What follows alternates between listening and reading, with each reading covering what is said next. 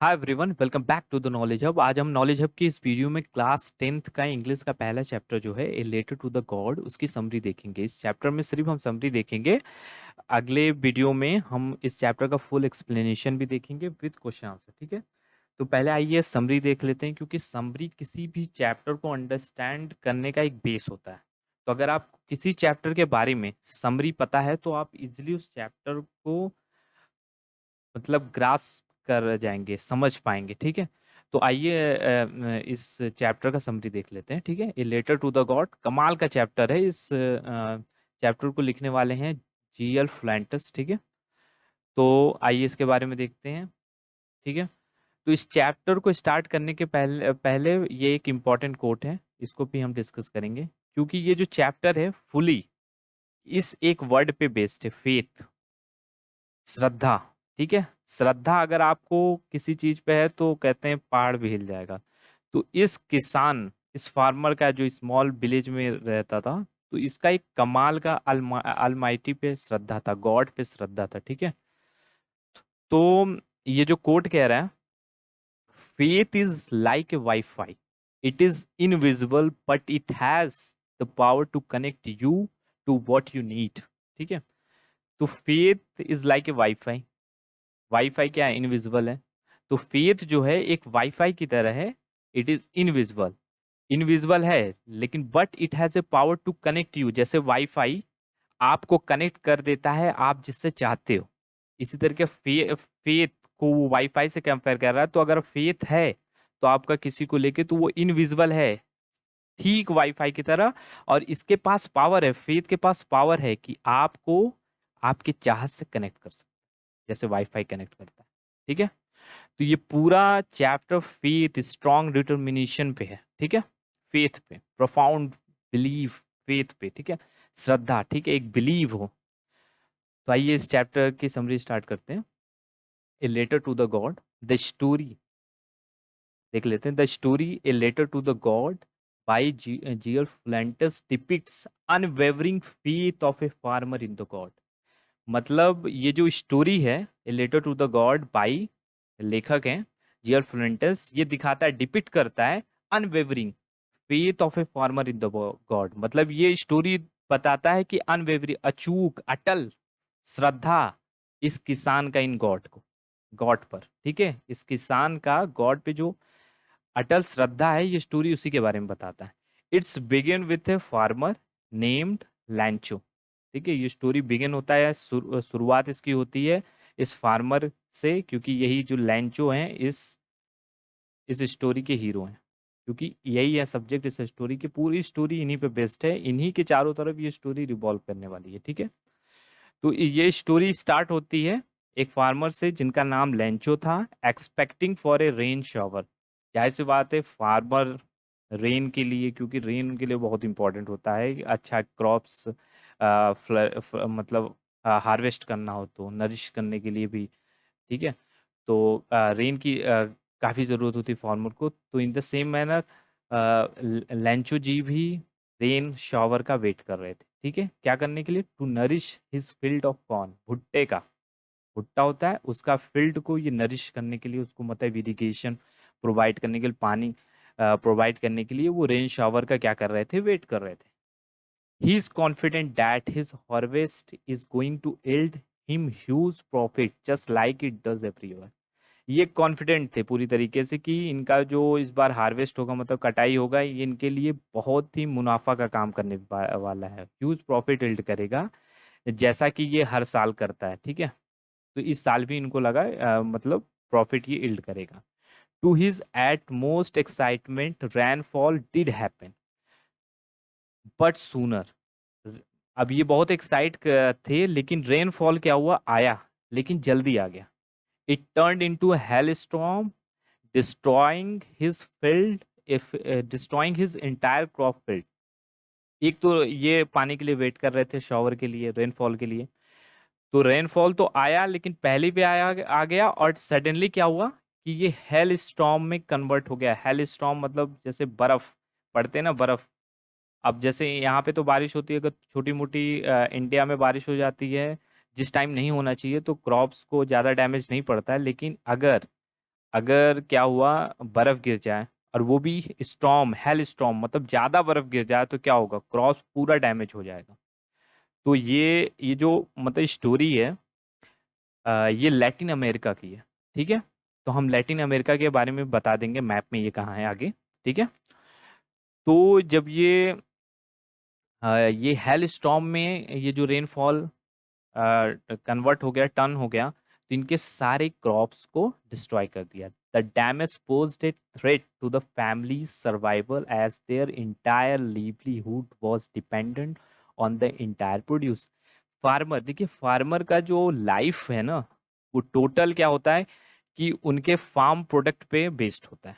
ठीक है, उनका मतलब अगर अच्छा कटाई हुआ तो उनके लिए ह्यूज प्रॉफिट, अच्छा मुनाफा कमाएंगे, लेकिन अगर डैमेज हो गया तब तो उनको थ्रेट हो जाएगी, उनके मतलब सर्वाइवल पे एक तरीके से थ्रेट आ जाएगा, मतलब उनका मतलब सरवाइव करना भी मुश्किल हो जाएगा, क्योंकि उनकी इंटायर लाइफ डिपेंड होती है उनके फार्म्स पे। ठीक है, तो आगे देखते हैं। पहले आइए आपको हम बता देते हैं ये लैटिन अमेरिका है कहाँ पे। ठीक है, अब ये देखिए हम आ गए हैं मैप पे और ये है हमारा प्यारा भारत बेसिकली।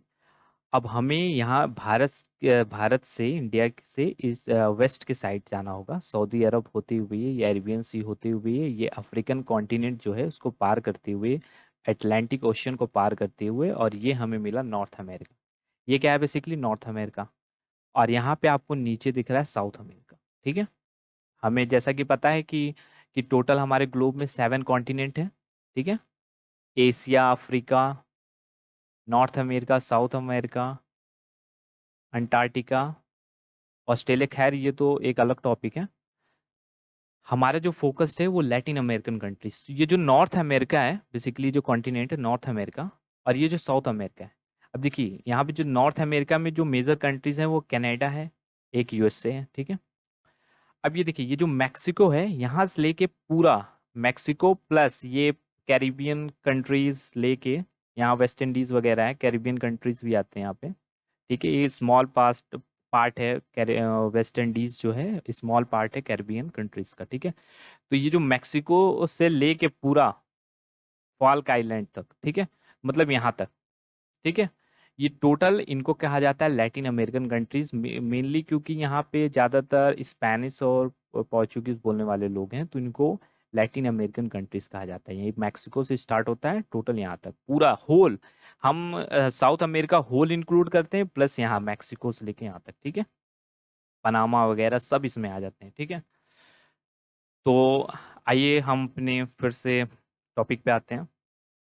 तो हम लोग यहाँ पे थे कि फार्मर की इंटायर जो लिवलीहुड है वो फार्म प्रोड्यूस पे डिपेंड होता था। अब इनका जो लैंचो है, इनकी तो फार्म प्रोड्यूस हेल स्टॉर्म ने डिस्ट्रॉय कर दिया। ठीक है, अब ये क्या होता है इनके साथ, ऑल्दो डिसहार्टेंड, भले ही ये डिसहार्टेंड मतलब दुखी थे, the family had robust believe in the Almighty, क्योंकि ये स्टोरी उसी पे है, बिलीफ पे।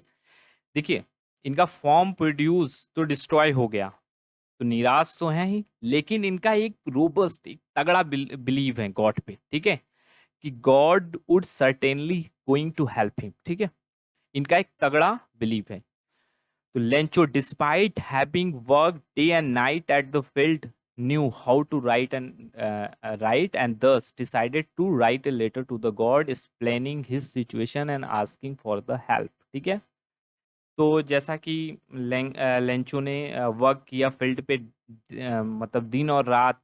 ठीक है, और ये लिखना पढ़ना भी जानते थे। ठीक है, तो इनका फॉर्म प्रोड्यूस तो डिस्ट्रॉय हो ही गया था, डिस्पाइट कि ये दिन एंड रात वर्क किए। तो इन्होंने डिसाइड किया, क्योंकि इन्हें लिखना आता था। जनरली क्या होता है, फार्मर हमारे माइंड में आता है ना जब भी वर्ड, तो हम सोचते हैं कि फार्मर लोग होते हैं, लिखना पढ़ना नहीं आता। ठीक है, वैसे आजकल ये बहुत ट्रेंड में। ठीक है, तो ऐसा नहीं होता, फार्मर के ही बेटे आईएएस आईपीएस बनते हैं। ठीक है, तो यहाँ पे स्पेसिफिकली वैसे मेंशन किया है ये वर्ड कि भैया इनको लिखना तो आता था। ठीक है, इसलिए लिख दिया है। तो इन्होंने डिसाइड किया to write a letter to the God and explaining his concern. ठीक है, और हेल्प भी मांगेंगे, मतलब ये डिसाइड, मतलब लेटर मतलब डिसाइड करेंगे कि लेटर हम लिखे गॉड को, जाहिर सी बात है अपने सिचुएशन के बारे में बताएंगे, प्लस हेल्प भी मांगेंगे गॉड को। वो हेल्प क्या रहेगा आगे हम देखेंगे। He went to town to post his letter. Town post office में गए अपने लेटर को पोस्ट करने के लिए, ठीक है, टू गॉड। तो आइए आगे देखते हैं। The later on being noticed by the post master. जब ये लेटर मतलब राइट करते हैं, फिर उसको एंड जैसी बात है वहाँ पोस्ट ऑफिस में जाके डाल दिए होंगे, तो ये जो लेटर है इसको पोस्ट मास्टर ने नोटिस कर लिया, ठीक है। अब जाहिर सी बात है पोस्ट मास्टर ने देखा होगा तो उनको थोड़ा अजीब लगा होगा इस लेटर में, ठीक है, क्योंकि एड्रेस वगैरह शायद तो पता नहीं, अभी इस स्टोरी में अभी आगे देखेंगे, या तो जब फुल चैप्टर का एक्सप्लेनेशन देखेंगे तो उसमें अगर होगा कि वो एड्रेस क्या लिखते हैं क्या नहीं, ठीक है। तो जब वो पोस्ट मास्टर ने उस लेटर को नोटिस किया, एट फर्स्ट अम्यूज्ड हिम, मतलब एक तरीके से पोस्ट मास्टर मतलब फार्मर के प्रति उसका मतलब एक तरीके से वो अम्यूज्ड हो गया, ठीक है, मीन्स खुश हुआ या आश्चर्यचकित हुआ, ठीक है। But then motivated him want to do something for the farmers so as to keep his immense belief intact, ठीक है। तो भले ही पोस्ट मास्टर ने देखा तो जाहिर सी बात है थोड़ा सा उसको शौक लगा होगा, लेकिन साथ ही साथ उसको सेंटिमेंट भी जागे उस फार्मर के उस पे, ठीक है। तो वो क्या किया, डिसाइड किया कि नहीं, फार्मर का तो अब हमें हेल्प करना होगा, क्योंकि इसका जो ये कमाल का बिलीव है ना गॉड पे, इसको हमें टूटने नहीं देना है। क्योंकि फार्मर का तो बिलीव था कि गॉड उन्हें हेल्प करेगा, ठीक है, फार्मर का तो ये बिलीव था कि गॉड हेल्प करेगा, लेकिन पोस्ट जनरली ऐसा होता है क्या? लेकिन फार्मर तो मतलब उसका इतना बिलीव था, उसे पता था गॉड तो आएंगे पैसा दे के जाएंगे, लेकिन पोस्ट मास्टर तो जानते थे ऐसा होने वाला नहीं है। तो वो उसने पोस्ट मास्टर ने सोचा क्यों ना हम इसकी मदद कर दे ताकि इसका भगवान से भरोसा ना उठे, मान लो, ठीक है। तो he contributed from his salary. Actually होता क्या, ये फार्मर लेटर जो गॉड को लिखता है उसमें 100 पेसोस मनी, अब ये वहाँ की करेंसी है, मेक्सिको वगैरह में ये करेंसी पेसोस, वहाँ पैसे को पेसोस कहते हैं, ठीक है। तो इस फार्मर ने 100 पेसोस मतलब वो गॉड से मांगा एज ए कंपनसेशन, मतलब चाहे कंपनसेशन कहो चाहे वो कहो, मतलब एज ए हेल्प मांगा, ठीक है, एज ए हेल्प, ठीक है। तो अब ये मनी पोस्ट मास्टर ने डिसाइड किया, पोस्ट मास्टर ने जब ये लेटर को नोटिस किया तो इन लोगों ने डिसाइड किया कि अब इसका भरोसा टूटने नहीं देना है, अब इसकी मदद हम लोग करेंगे। तो he contributed from his salary and collect money from his colleagues and friend who willingly contributed for an act of the charity.